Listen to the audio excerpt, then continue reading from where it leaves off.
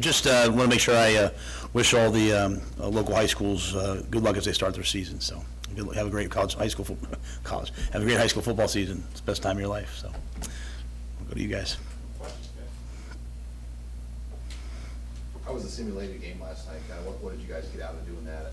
Having a team kind of go through a game day yesterday. I think really two things. Just making sure we were under the lights again, making sure that our substitutions and all those things that can show up on the first game were as clean as possible. Got some really good work. The guys were really physical. So we worked on our football as well. And I think the biggest thing I told the team is, Coach Paterno used to always tell us, you make your biggest jump from game 1 to game 2. I think a lot of old coaches say that. So we don't want to try to do that after next week. We treated last night like a game so we could see, hey, where are we deficient? What do we need to improve upon? You can sometimes get to this last week and want to hurry up and get to the game, but we have to maximize every minute to improve. You've talked about liking Alex Bullock and Isaiah throughout camp, but can you speak on them being at the top of the depth chart going into the season? Yeah, we're going to play a lot of receivers. I mean, Isaiah, you saw the explosive nature that he has last year early on in the season when he played. So, to me, Isaiah's always been a starter for us, would be a starter. He, had some soft tissue stuff at the end of the spring, so they kind of held him back. But he's had a really good camp, great hands, smart, tough, fast. So excited about Isaiah. And then Alex, was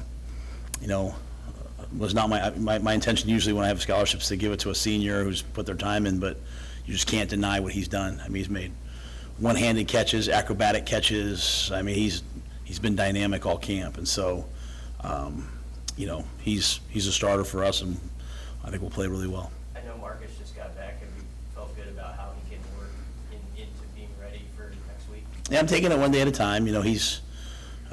Marcus is he'll be healthy. And he's great thing about Marcus. He's played so much football. If anything, he probably knows the offense better now than he did before because he hasn't been practicing. So his only focus has been on coaching the other guys. He's done a great job coaching the young players, and so I'm sure Marcus will be ready. So you put Alex on scholarship. Yes, sir. Yeah. How about that journey for just those two together, Alex and John, and just what they've done and accomplished in your program from where they were 9 months ago until now? Well, I hope Mr. and Mrs. Bullock went out and bought a car, went on vacation or something. So that's got to be a nice penny there. No, it's a great family. And, we want to be a program where everything's earned, I tell the guys, you want this, you want that, go earn it. And they've certainly earned it. One of the hardest things about being the head coach is sometimes you see players that are not on scholarship who deserve them. Unfortunately, not very often. Sometimes you have guys who are on scholarship who don't really maybe value them the way they should. Maybe take things for granted. We don't have very much of that at all. But we do have guys that deserve to be on scholarship, right? And there's others as well. So both those guys are valuable contributors. They're going to play a lot of football. And, it's not like we gave them one. We just got the one that they were owed to them. Just got a little later than we should have. How much do you feel like you know about your team up to this moment? How much can you just not know until they play the game? Yeah, we won't know truly who we are till we play a game, and probably a couple games, right? My challenge to them has been, don't get to game 4 and game 5 and have all of a sudden everything slow down and have the light come on. Like, try to do it now. It's like, the all-in shows of some of the things I've gotten out that I've said. I talk a little bit about, getting to that first game and there being a messy front end. There's also a messy front end to each season and a messy front end to a new coach. Next year will be so much easier. The guys will know what to expect. Every day that they walk in Sam, they're kind of like, okay, what are we doing today, coach? And they're such good kids. Like, I had some kids at Temple that were kind of like, well, whatever you do, I'm going to do. These guys want to do everything right. And so I want them to prepare up into the game, but what I need to find out is, are they going to be the type of team that just goes out and plays and doesn't worry about what happens? That's the only way you can play this game is not to worry about the score, just go play. And so we talk about it all the time. I've seen them do it in practice. Will they do it in the game? That's the challenge. That's a challenge for me. That's a challenge for them. Matt, how different is game week prep back at the college level compared to the last few years in the NFL? I think my time in the NFL really prepared me to do this better, right? I think if we're playing for our staff or if they're being recruited by our staff, they're probably better prepared for things at the next level than maybe before. I've adopted probably more walkthroughs and things like that than meetings after my time there, because I just see the value of like getting out there and feeling it and doing it. So football's so different. It's like at that level, you're preparing for like outside zone and duo, and then you get here and it's like, how are we going to handle this RPO, that RPO, this? The football is way more, in some ways, complex or different, varied. But, yeah, we're kind of going with the same schedule we used at Baylor. It's a unique practice schedule, but it's something we believe in, so I'm excited to do it with the guys. Hey, Matt, could you kind of describe how you found the collective mental state of the program when you first met with the team and compare it to maybe what you think it is like now? I think anytime you have a new coach coming in, there's just a lot of anxiousness and anxiety. They just went head coach, they went from Scott to Mickey, kind of got comfortable with Mickey, then all of a sudden I show up, it's, hey, does this guy really want us here? What's he going to do? So there's probably just a lot of like, hesitation, I don't know the right word is hesitation. Probably a lot of just anxiety about what's the future going to hold, where do I fit? I think everyone's very clearly, I think everything's pretty transparent. We want to have a very positive, stable, transparent environment, a very challenging environment. Like, we're not, you heard me say before, like, we're a caring, not coddling place. But I just think that they kind of know where we stand. Everyone knows where they stand. They know what's expected. So I think we've come a long way in that regard.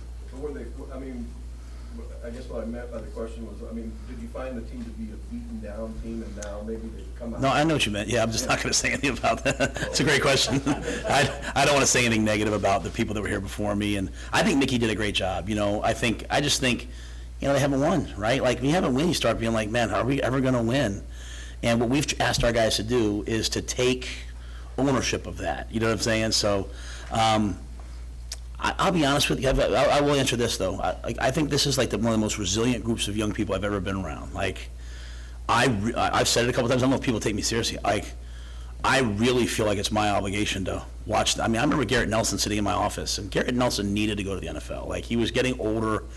While I would love to have coached him, I was like, bro, it's your time. Like, go make it happen.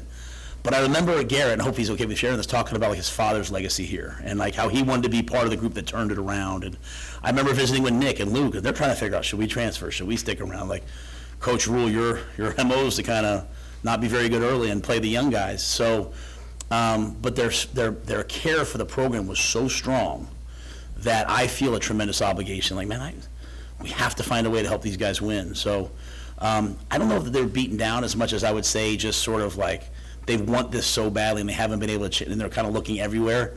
And I think we've just tried to be very focused about, hey, let's focus on these things. So I feel like we're in a good place right now. Do you have a pretty good sense of what your game day operation is going to be? Like, is Coach Sack going to be in the booth? Is Coach White going to be on the field? Like, do you have a sense of that? I know you coach both offense and defense, so you probably have thoughts on both. Yeah, I just think it's really, the play callers have to be comfortable. I would never want to call a game from the field. I'd always want to be up top where it's a little bit more, sterile and less emotional. But Sat likes to call it from the field. Tony likes to call it from the field.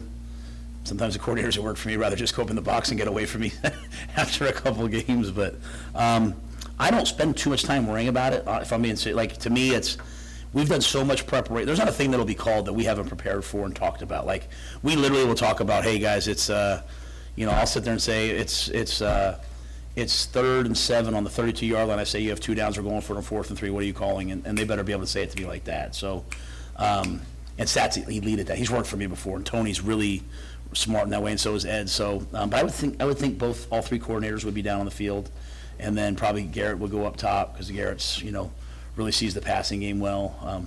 Aaron Cooling, who's one of the finest young coaches I've ever been around, he was he's a graduate assistant for us.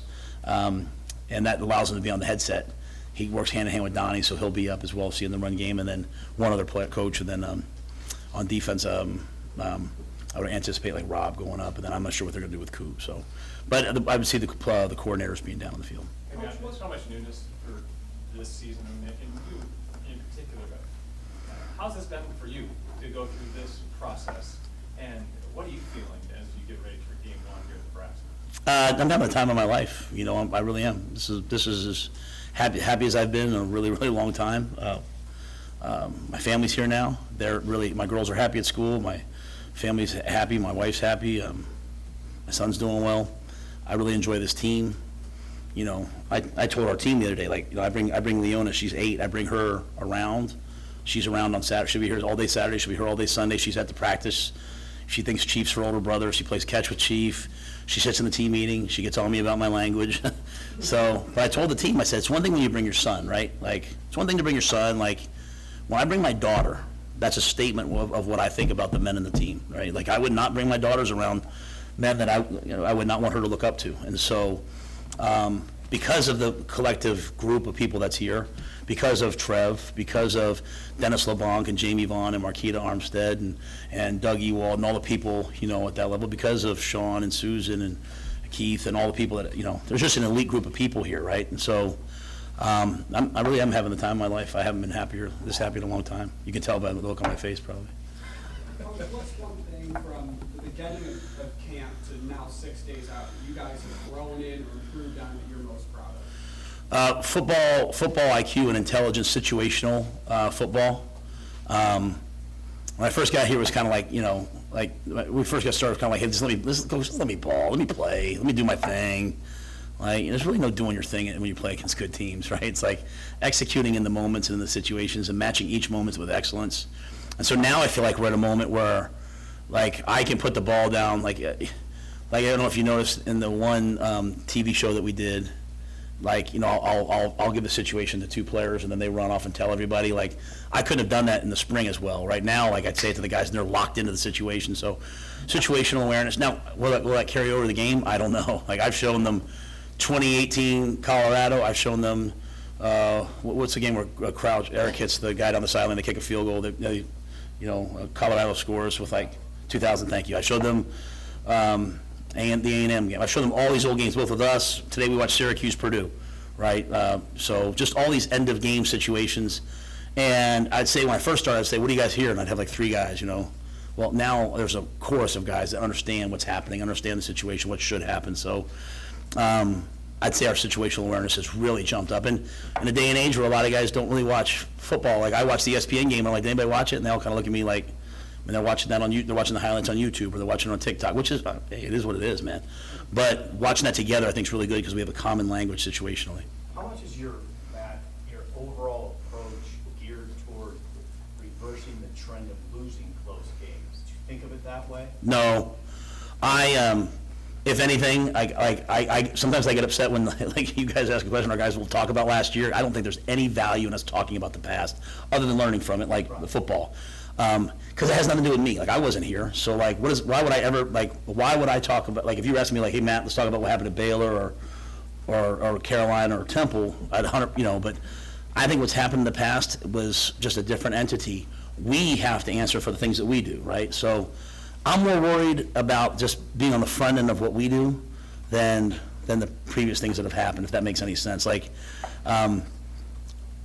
if we go out to kick the game-winning field goal, I certainly don't want Tristan thinking about, well, this guy made this kick or missed this kick. I want him thinking about just right now. So I came into the job, though, to answer it, knowing, like, hey, this team's close. We have certain things we have to do. So that's why we've put such an emphasis on how we eat. Like, the guys don't love the fact that I make them eat 3 meals a day in the training table. Sometimes they just want to go out and eat Subway. But we do it because we want them to get as big and strong as possible so we can win games in the fourth quarter, right?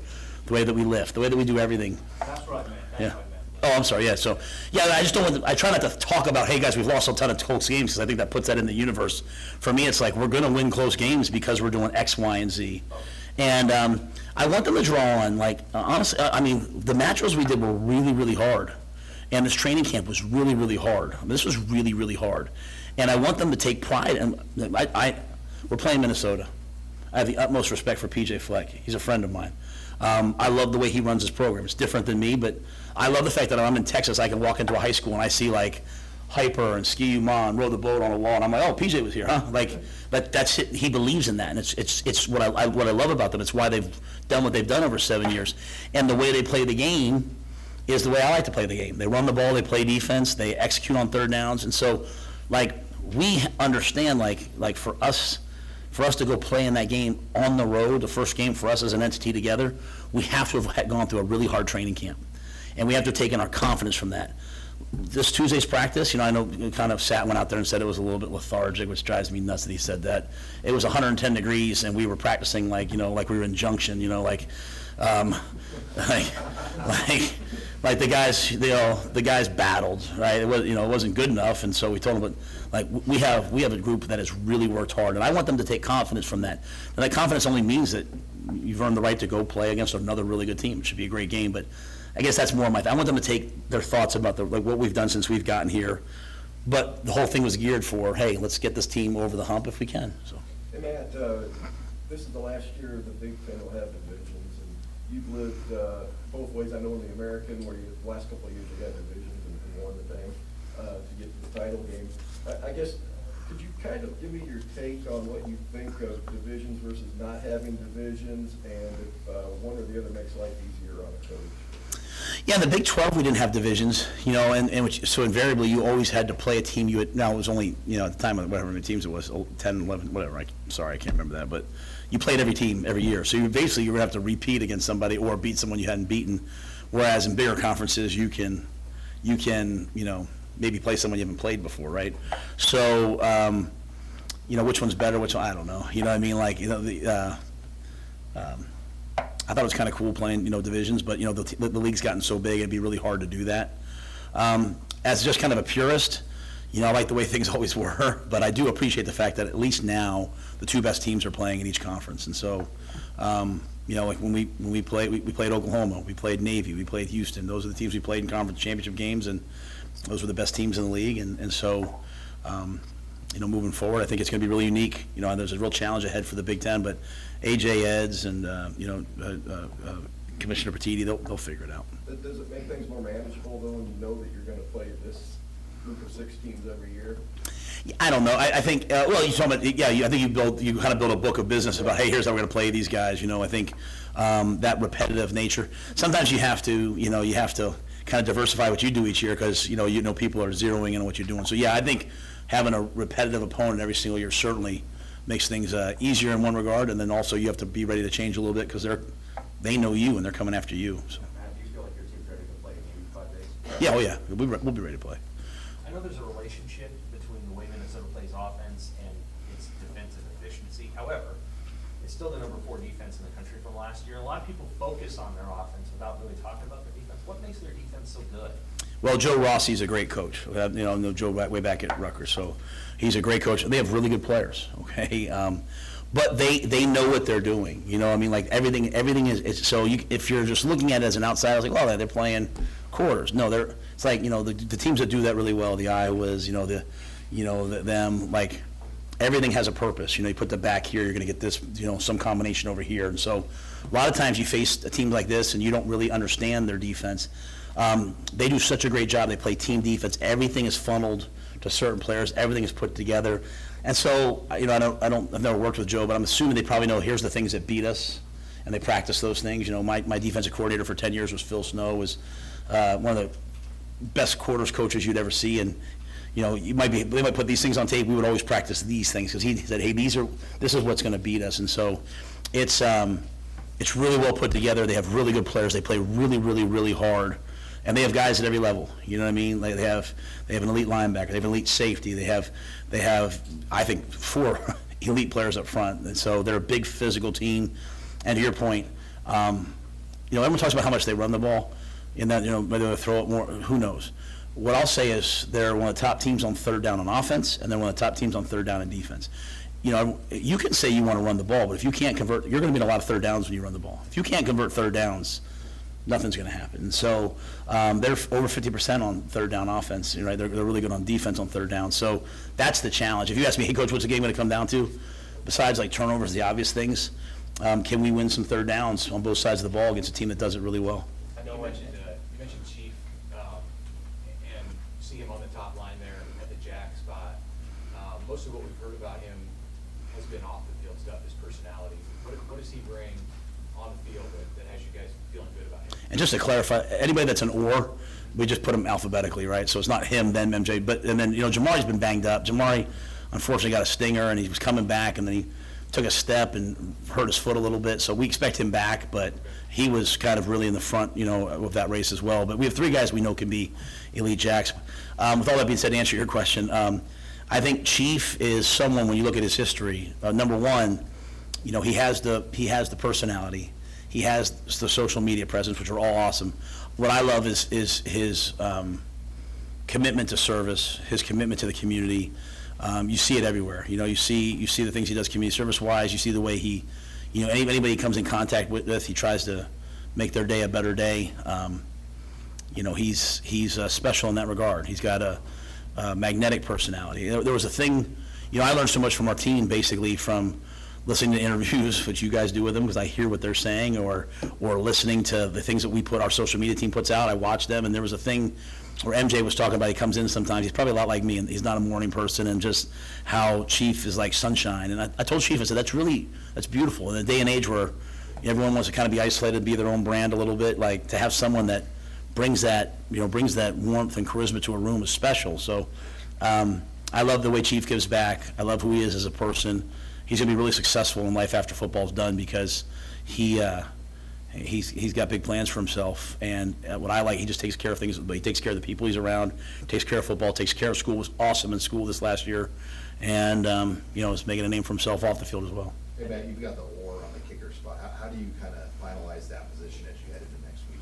I think it's just over the next couple of days. We'll have, obviously, Sunday we'll be in full pads, and we'll kick again there. So, we've, as I said, kind of Buschini was kind of going with the ones, and Tristan was going with the ones, and then it kind of was coming to Sunday. We'll have one more day of competition, and then just for me, to me the depth chart is like an organism, right? Like it's ever changing. I'm not a big hey, set it in stone type of a guy. We're going to play guys, and the competition.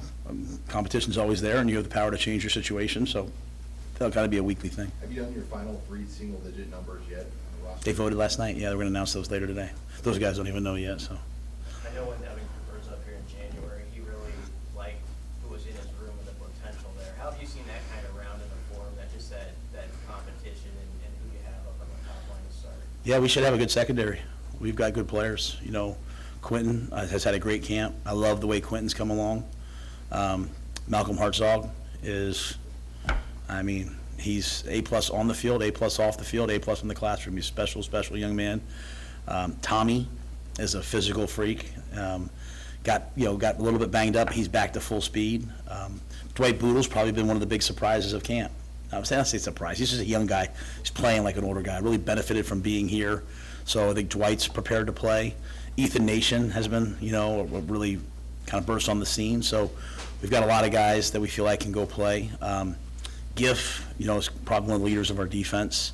Has done a great job. Omar Brown, the big thing with Omar is a ton of talent, a ton of splash plays. Can he be the same guy every play? Can he be consistent? And he's answered that challenge. When you play for Coop, you're never going to say, man, I don't know how the coaches feel about me. You're never going to say, I don't know what I need to work on. Coop is as direct and transparent as possible, and Omar's met that challenge, and he's still meeting that challenge. And then Deshaun Singleton. He's a grown man back there. He's probably one of the biggest, most explosive, fastest safeties I've ever been around.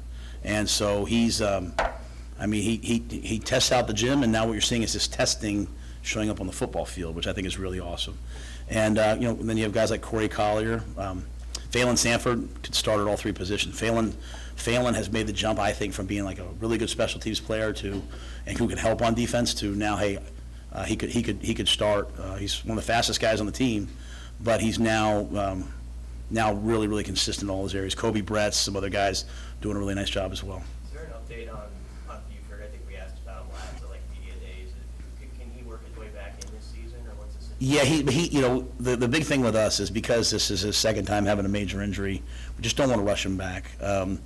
We kind of communicated with the family early on and him, hey, we're going to put you out there when you're ready, but not a day too early. So he, according to the doctors, had a significant jump just this past week. So he's going to hopefully begin to progress into on the field work. I think right now, though, I wouldn't look at it for him anytime soon on the field. I think it's more of a, maybe week 5, maybe week 6. If not, maybe it's, the last 4 games of the year, and then he redshirts this year and plays for 2 years. Either way, our responsibility is to make sure he comes back. There's a big difference between letting guys come back when they can come back or when they should come back. And we want him to come back when he should come back, because he has, he's got pro potential, and I want to make sure he's healthy. Have you gotten word on the Gilbert waiver yet or anything that you can share there? Yeah, it's still on, it's still in progress. We're hoping, that, before we head to Minnesota, we'll have a little bit more finality on it. There's obviously been some twists and turns and things going back and forth, and out of respect for Eric, I haven't really broadcast all those different things, but there's still some, we're looking for some finality, and everyone's working hard to get it done. No one knows it's gonna happen on Thursday, but what are you confident in your team, knowing that you guys will do well Thursday? Oh, that's such a great question. I'm confident that we're going to play hard. I'm confident that we're going to be a physical team. I'm confident that if things don't go well early, that we're not going to panic. I'm confident that if things do go well early, we're not going to celebrate.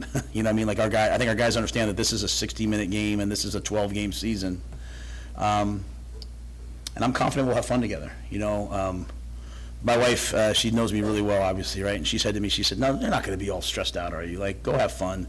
And this is the type of team you can go have fun with. Like, you really can. I've had some other teams, on top of everything. This is the type of team you can go have fun with. So I'm going to be loose, and I'm going to go play. And, what better thing to go play an opponent like this, that goes to bowl games every year and has success. And so it'll be a great way to test ourselves. But, again, going back to Steve's question about late in the game and all those things, we're going to be a team. I don't know when. We're going to be a team that plays our best football in the fourth quarter. Coach Osborne came up the other day and just wanted to, what an unbelievable man, just wanted to shake my hand and wish me luck. And we started asking him about Minnesota and started asking about some other things, and at the end of the day, he was like, we always wanted to be a team. His Cornhuskers that won the fourth quarter was the best team in the fourth quarter. And that's what we've been preaching since day one. So again, as I tell our guys, when the ethos of who we are matches the legacy of what came before us, then we can build a legacy that comes after us. And, this is a really good team. I don't know if we'll be the best team in the fourth quarter, but I can tell you that we will be trying to play our best football then. So if we do that, we're well on our way to being a team that can compete for wins and championships and bowl games and all the things that we want to have happen eventually. Hey, Matt, just kind of out of left field here, in light of some of the things that have happened over at Iowa and Iowa State, have you guys redoubled any efforts to counsel your guys on gambling? Yeah, obviously when it first happened, we presented to them, the athletic department presented to them. I know that the conference is doing some things also that allows you to provide some resources. So, it's such a, when I was playing, obviously, that was still an issue, right? You couldn't gamble, way back when at Penn State. And we still had guys that probably got involved in that, and all college kids did. It's just everywhere now, right? Like you watch the NFL, and it's sponsored by gambling. As you walk into places where we play, it'll say sponsored by this thing. So it's just so pervasive in our society, and we have to remind our guys that there's a line that they can't cross, and so they have to have that integrity to do that. So. We've talked about it. We've brought people in to talk to them about it, within the athletic department and from outside. So my hope is that our guys make good decisions, as I hope they do in every aspect of their lives. Hey, Coach, it would be great to be able to be home for a first game, but you're on the road for 2 weeks. When you're talking about, the psychology with this team, is there benefits that you can share with them of, going out on the road for 2 weeks, not being able to be at home at Memorial Stadium for the first time as a group together? Yes, so let me say this very carefully. I cannot wait to be at home in front of our fans, okay, and to experience that. That will be like a bucket list item for my family and I. Just, I've never coached in an environment like that as like my home environment, right? Like that many people, so I can't wait for that. With that being said, I love to be on the road, okay? I love being on the road. I love being in the hotel. I'll make sure Julie understands. I love being at home, but I love being in a hotel bed. I love being around the guys. I love everyone seeing the guys in the elevators. We come down the elevator. I love, we go see a movie. I love going to the movie. I just love being on the road and having it just kind of be us.